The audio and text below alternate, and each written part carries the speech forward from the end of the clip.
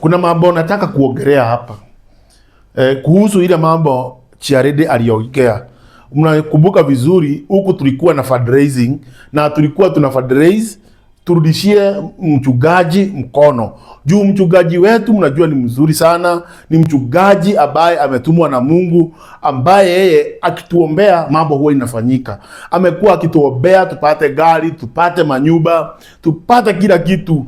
Na sasa naona watu wengine wameanza kupata. Lakini kuna watu wako na madharau kwa hii kanisa. Tulianza kufundraise. Kuna watu wanatoa 500. Kama wewe George ulitoa 500.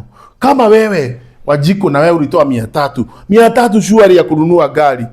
Tumefanya hiyo hesabu yote na kamiti yote ya kanisa, tukaona pesa zenye mmetoa hata ziwezi kununua hurbaru ni 30,000. 30,000 shuari ni za nini?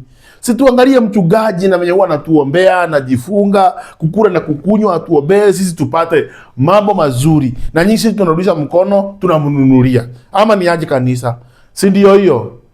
Yes, tufanye hivyo. Na next time kila mtu akuje na pesa, tunahitaji kila mtu akuje na 10,000 kwa hii kanisa.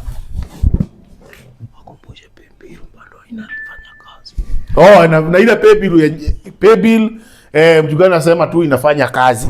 So mkumbuke kuweka pesa kwa hiyo pay bill number. Ni hivyo sasa.